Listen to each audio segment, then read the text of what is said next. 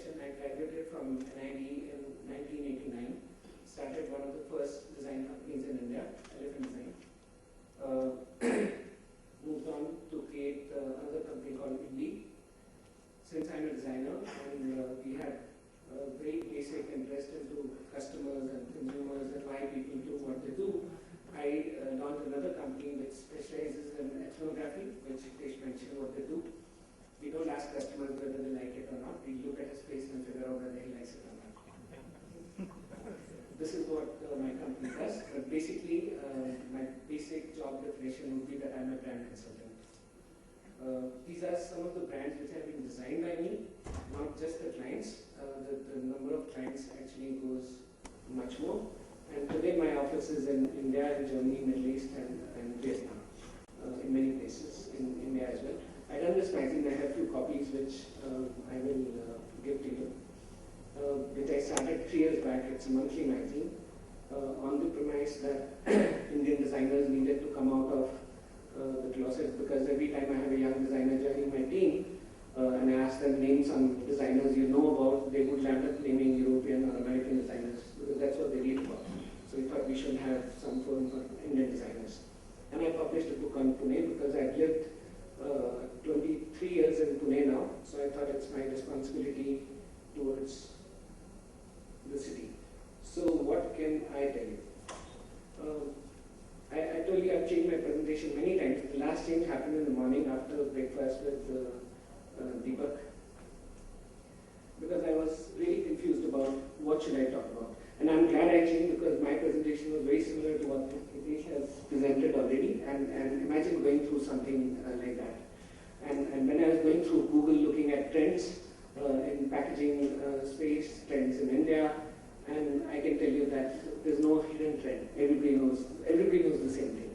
And it's the same thing what Europeans know, it's the same thing what Indians know, it's the same thing the Australian companies knows. We did a 1-year research, ethnographic research on packaging materials for them. It's the same thing the auto companies know. And if you look at the consumer from the auto company perspective or from the packaging perspective, consumer saying he's not changed. So many of the mindsets are extremely confusing, and I can imagine that for you, looking at it from the technology and material and distribution and reach, and it's like any other business. So what can I tell you? I decided to tell you about something which I know best. How should you brand yourself? And I think there's an opportunity which we as, now I'm going to come to you, count myself with you, as a packaging industry we're not looking at. And there's a big opportunity which lies in there. I was in Germany about 2 weeks back at a conference. I'm going to talk about this, and this thought actually came out there. As industry, we depend on consumption. We want people to consume. We want people to consume more and more and more.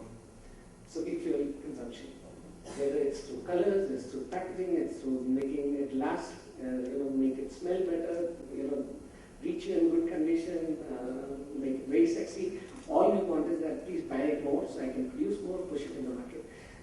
But what we are doing is that we are also the problem creators of the world as a packaging industry, and I'm sure you know about this.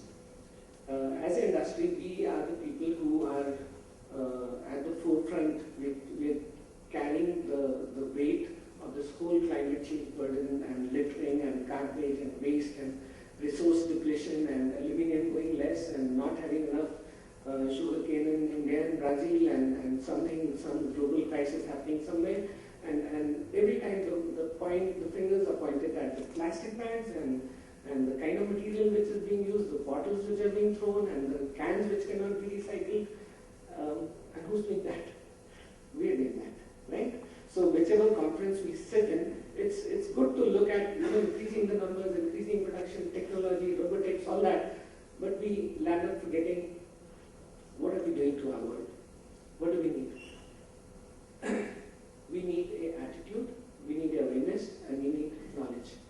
And very frankly, though I'm going to focus on consumers, these things are not driven by consumers. It's wrong to look at the consumer and say, he's going to change our attitude towards climate. No, consumers are going to force it. Okay, but they're not going to lead the change. The change has to be led by us. The people who know the technology or the materials and things.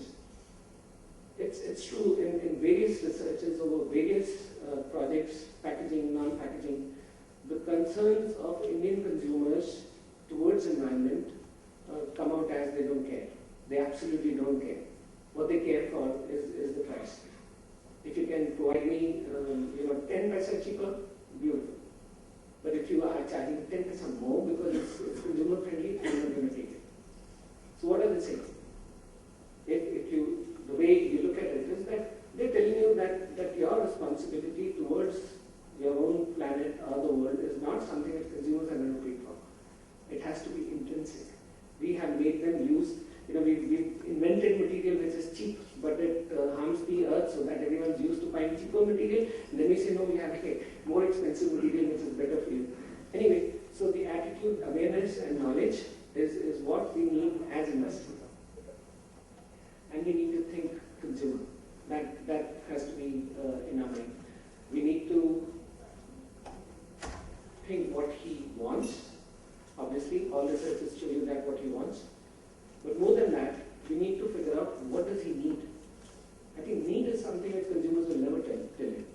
That's one reason, if you've read Steve Jobs' biography which came in after his death, he says that he never believed in research. You can't produce a product, you can't do research on a product or a habit or an attitude which has not existed. People have no reference. They don't know whether they can like it, they will like it, they will not like it, unless it's already in front of them. But you as people who move technologies and materials and everything, you know whether this is needed or not. And the parameters are fairly clear for us. Information always leads to knowledge, knowledge always leads to awareness, but all this requires efforts. What I see, and more consumers are very clear about this, they see this every day. We leave information at information level. We leave knowledge at knowledge level, and we leave awareness at the awareness level. Especially when you see this in the green and sustainability movement level, companies are aware, but they leave it there. They don't use the knowledge which they've gained in becoming aware into producing products or creating something. They are aware. You will see a lot of stickers, sustainability and what we are doing and all that. CSR as a department is very, very strong. But it's a awareness at the company level. It doesn't actually percolate down to the person. So the world, technology, environment impact is where this needs to matter. Few things, few trends I'm going to talk about. This is basically true about the Indian consumer. The consumer is changing. We know that, of course. That's why the market is changing, the economy is growing or going down, or whichever way you look at it. More and more materials are coming, more and more things are being produced. The consumer is changing. And you need to change with him. But to change with him, you also need him, you need to direct him to change. It's the same thing which I told you earlier. We can let him change us, or we can change and let him follow us. It's a dual responsibility, which I think this is probably the only industry which is capable of doing that. I work very intimately with auto industry, and they're not in a position to lead the customer. Packaging industry is probably the only industry which is capable of leading the consumer in India. We can have a debate on this. Sorry. I'm going to go ahead. Consumer has gone digital. I mean, we keep talking about technology and all. It's no more an option anymore. It's not a choice. It's not. It will happen. It's not there. It's not something which is going to come. It's already there. Look at the number of handsets people have on an average. Look at tier 1, tier 2, tier 3 mobiles, computers, televisions, movies. Everything is gone digital. Even movies we watch in cinema halls are no more distributed on film or sent by DVDs. They're all satellite injected. The information has changed. The quality of information has changed. And how that information reaches the consumer has changed. He knows more. He can compare. information has changed. And the speed of information with the young people, I'm not talking about my generation or even your generation, I'm talking about 2 generations down. If you look at, they stand at the store, take a picture, send it to their friends for approval, get the approval back, and buy the material.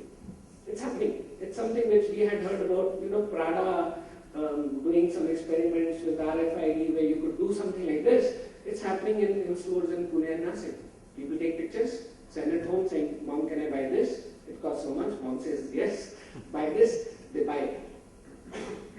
I've seen people standing next to the store, next to the material, look at the material, look at the website, open the website, look at how is this made? What material is it? Just because the shopkeeper couldn't tell them, what material is that? It's happening. Yeah, that's digital.